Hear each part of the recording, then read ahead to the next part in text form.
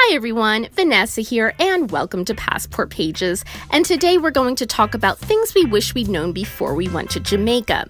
With stunning beaches, jaw-dropping waterfalls, and incredible resorts, it's no surprise that Jamaica is such a Caribbean favorite for so many travelers. But there are many things that visitors are usually completely unaware of, or incorrect assumptions that are made that are very important to know beforehand, as many of my viewers have found out the hard way. So I have some really important things you need to know whether you're new to Jamaica, if you have been to Jamaica before and are going back, or even if you're a veteran, believe me, there will be stuff here for you. So let's get started.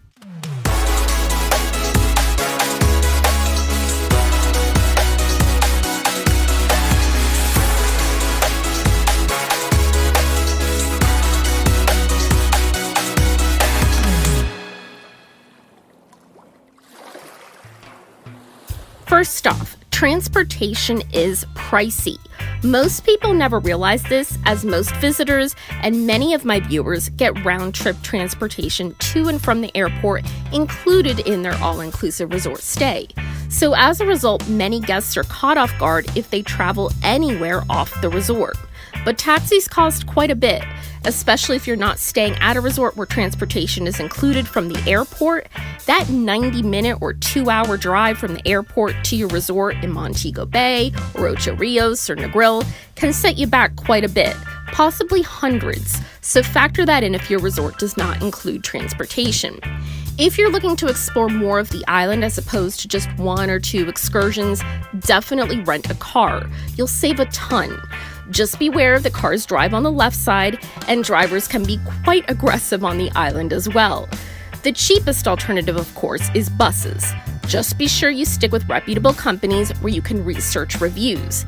And they can be pretty aggressive as well and are known to pass cars on 2-lane highways. I almost screamed the first time I witnessed it, but now I'm used to it. So bottom line, just be careful with transportation in general. Homophobia is sadly still a thing. My husband and I have never personally witnessed it, but I know of some travelers who've had issues with this, even some of my viewers, and I've gotten questions about it as well. Is it as rampant as it once was? No. Is it still a problem? Unfortunately, yes it is. So LGBTQ travelers should be extremely cautious. Gay male couples seem to have more issues than females since it is illegal for men and not women. But regardless, there are still occasional incidents of violence towards openly gay individuals, with numerous documented assaults, harassments, and even murders. And the big question, are visitors targeted? Not nearly as much as citizens, and usually it might be an inappropriate comment or subpar service, things like that. Most people advise that if you are an LGBTQ visitor, to refrain from public displays of affection and expressing sexual orientation to strangers. I won't say that. I think you should be able to be free to do what you want when visiting, just like everyone else. So really take this into consideration when planning a trip if you think this might be an issue for you, as there are many other Caribbean islands where, thankfully, this is not a problem. Marijuana is illegal. It really makes me laugh when people picture weed smoking all over every Jamaican resort, and that couldn't be further from the truth. Marijuana is actually illegal in Jamaica, and possession was a pretty serious offense until 2015, when possession of small amounts, up to 2 ounces or 56.6 grams, was reduced to a petty offense. If you visit a Rastafarian village, you might see it being used in religious ceremonies. That's one of the few exceptions. But the funny thing is, you as a visitor can procure it very easily. In most cases, you don't even have to leave the beach. Vendors will walk right up to you in front of your resort and offer it. But don't worry, if you're not interested, a simple no thank you always does the trick.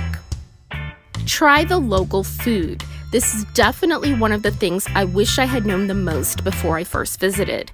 We all get so caught up in our all-inclusive resorts dining options, especially at the mega resorts with so many restaurants to choose from, that we all, myself included, forget about the local cuisine. And let's be honest, most resorts do not serve food that is an accurate reflection of what locals eat at all, which is a shame, because it's delicious. From jerk chicken, curried goat, and oxtail stew, I encourage you to try it all. Even stop by a jerk shack on the side of the road. They have some of the best food with rice and peas or kidney beans, fried plantains, sauteed callaloo, which is like spinach type of greens, and bami or cassava flatbread. Those are just some typical sides that are incredible. And then, of course, there's the national dish of saltfish and ackee, which is a fruit, and most locals eat that for breakfast. And then you can wash it all down with a strong cup of Jamaican coffee, which is some of the best in the world. And a typical local lunch or dinner would be Jamaican patties, which are pastries made of dough and filled with meats or veggies, and a locally brewed red stripe beer.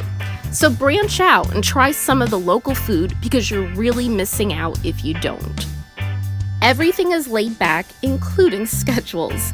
This is one of the most important things to know because most of us visit for 6 or 7 days on average and try to squeeze as much into a short visit as possible. And if that includes excursions and some off-site exploration, you have to go into your visit realizing that this country operates on island time.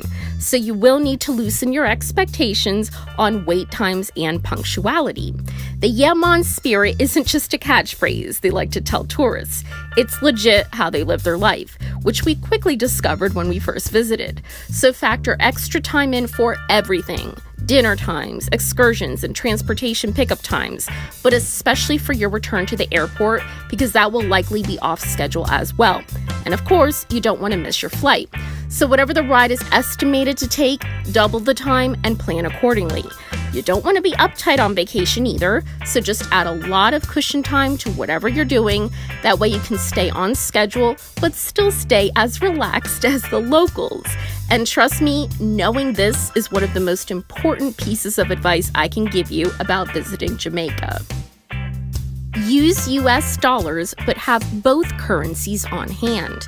Usually when you travel to a foreign country, one of the first things you do is either exchange money at a bank beforehand or find a local ATM to withdraw the country's currency.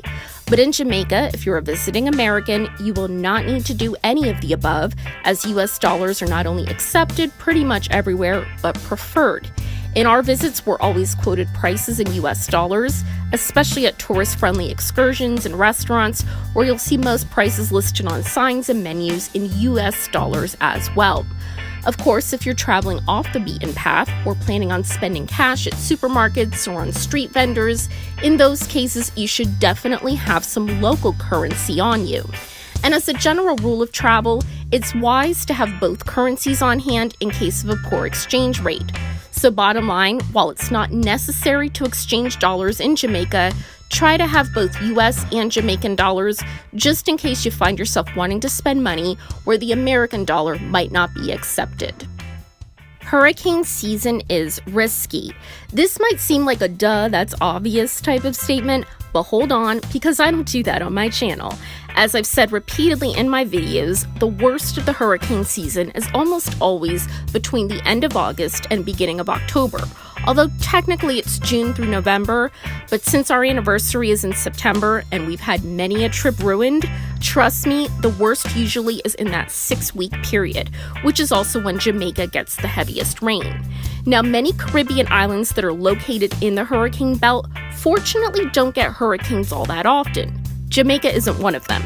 They always get something, whether it's a tropical storm or official hurricane, they always seem to be in the bad path. And like I said, at the very least, they get quite a bit of rainfall during these weeks. Since our honeymoon, we've always purchased travel insurance. And if you're going to travel during this 6-week period, it's a must. You just have to. Even if you don't get a hurricane, if you see that the weather is going to be terrible, depending on your insurance, you should be able to reschedule for a better time, which I've talked about in detail in my travel insurance video. Now, the upside is that these months are the low season in the Caribbean, so rates are usually at their lowest, both for flights, but especially for resort room rates. But if you're really concerned about the risk, even with travel insurance, and I don't blame you, schedule your Jamaica visit between January and May, which is peak season. Yes, you'll be paying more, but at least you won't have to deal with the worry of your trip being ruined. Tourist areas are safe. I used to get asked this question a lot. Is Jamaica safe? It's very irresponsible to just make a blanket statement that a country isn't safe without giving specific details or precautions. But unfortunately, many people do that, which has created a stigma around the country. Like any country, including the US, there are safe areas in Jamaica and unsafe areas as well. But if you look up actual statistics, most of the violent crime is locals among themselves. Crime against visitors is extremely low, especially in heavy tourist areas, because quite frankly, this is a huge part of their economy, so it really doesn't happen. They try to keep tourist experiences as pleasant and safe as possible, so you don't have to feel concerned about that.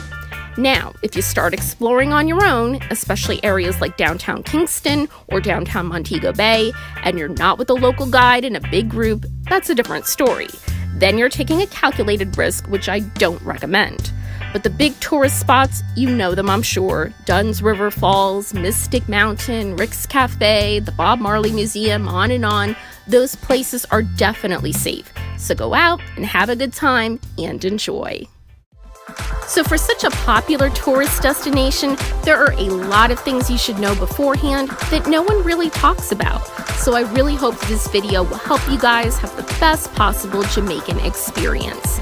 If you enjoyed this video, check some of my other reviews out in my playlist and click the notification bell and select all so you'll know when I upload.